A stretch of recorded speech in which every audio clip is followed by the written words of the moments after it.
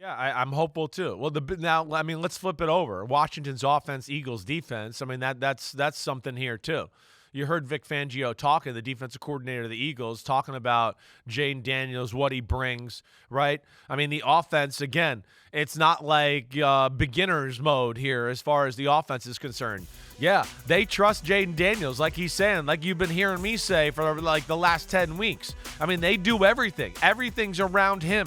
That's why you can't stop them on 3rd and 4th and 2, because it's like, wait, they could run it, they could quarterback run it, they could sprint him out and give him the option to run and throw. They call drop back passes. He makes the right decisions. He can scramble off of those drop back passes. There's nothing he can't do. Like we've been saying, it's a very mature brand of football. And that's where the Eagles will have to be a little different too. I have a complaint about the Eagles defense, which I think is the most talented in football. They're just too simple. That's the thing I worry about.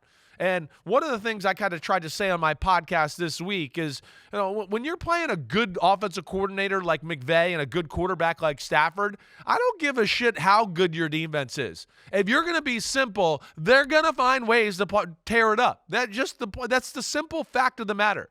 It's 2025, and simple, sound defense doesn't get it done that much anymore.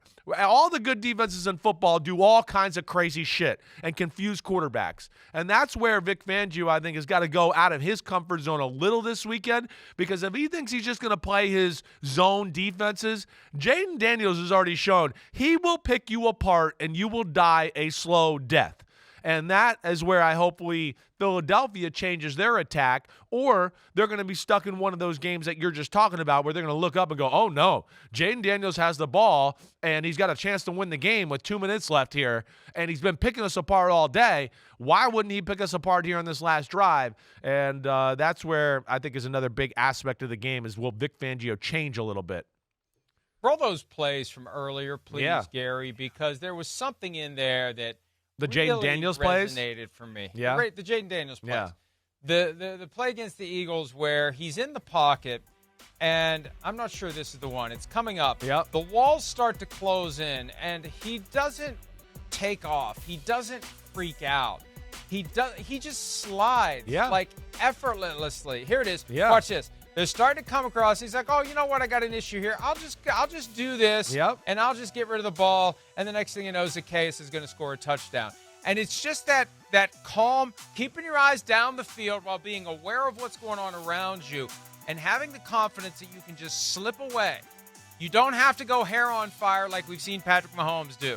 You don't get gobbled up like Kirk Cousins does, where sorry, Kirk, but you're the first guy that came to mind because I saw it happen so many times from 2018 through 2023, where the walls start to close in and it's like the brain short circuits and it just falls apart. Daniels just calmly slips to the outside, and he knows they're not going to be able to get him because of the elite athletic skills. Slips outside, throws the ball, and that's that. And that's one of the reasons why they're in the NFC Championship. Definitely. For the 7th time in franchise history. Their record in NFC Championship games is 5-1. Right. Who did they lose to? Oh, let me tell you, it was a day way back on January 11th, 1987. Right. It was very windy, and the Giants whooped that ass. You hear that, Gary? Gary's a Commanders in the back room, okay? He's a Commanders fan. It's funny. We whooped that ass 17-0 and went to the Super Bowl. 3rd time we beat the then Redskin football team that year. Eat it, Gary. Good day there. Good day.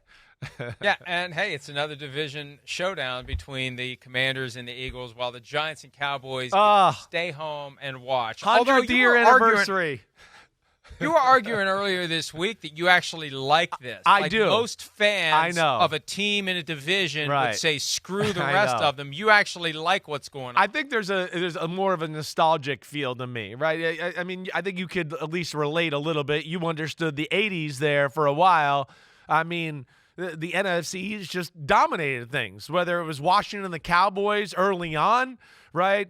Then it became the Giants and Washington. Then it became the Eagles and the Cowboys. And, of course, Washington, too, with the 91 Super Bowl. So it was like the glory days of the NFC East and the glory days of football in a lot of ways, where, the NFC East and the 49ers really kind of dominated things for about 15 years straight in a lot of ways. So that's why I think it's kind of cool. And yeah, I'm so that's why I do like it. It's memories and all that. And it's the way football, to me it's old school franchises going against each other.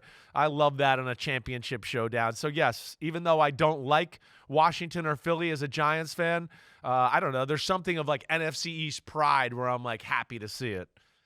They're playing this game on January 26th, 33 years to the day since the last time Washington won a Super Bowl over the Bills. 37-21. Minnesota. Right. Was that the 37-24? Yep, that's what it was. Was that the Thurman Thomas? Yeah, Thurman Thomas can't game? find his helmet to start the game, right? Right. Somebody moved it, whatever else. But, yeah, that was a phenomenal football team, that Washington team with Mark Rippon at the helm. They were dominant that whole year. Like one of those years where you're like, it's week 9. Washington's going to win the Super Bowl. But that's like in the books. And, yeah, people don't – I don't know if the young generation really realizes how special Washington was back in that day. And it's good to see them, back in the limelight again. I think we were talking about this earlier in the week. I was talking about it somewhere. Joe Gibbs doesn't get the credit he deserves. Never. 3 Super Bowl wins with 3 different quarterbacks, but his low-key personality was overpowered by Bill Parcells, Mike Ditka, the big-time guys, and Buddy Ryan. You're right. And, Gibbs was more like a Tom Landry who was already well-established in the 80s, and really the Cowboys took a back seat to those teams in the 80s. It was Giants, Eagles, Washington that were far and away better after the Cowboys ran the division and in some ways ran the league in the 70s. So those big personalities made it harder to notice a guy like Joe Gibbs who wasn't taking all the oxygen out of the room, didn't have the great sound bite, wasn't trying to start fights with people during games. And we just kind of overlooked him. Yeah, totally overlooked. He's by far the most under-the-radar, disrespected great coach of all time. And I think you laid it out perfectly. I think really the 3 different quarterbacks things hurts him because nobody can, latch on to, oh, look at what he did with that quarterback and how special that is, right? That's usually what brings people and fanfare to the table as far as that's concerned. He was special. Bill Parcells will tell you that's the best coach he ever coached against, right? I've heard him say that a number of times.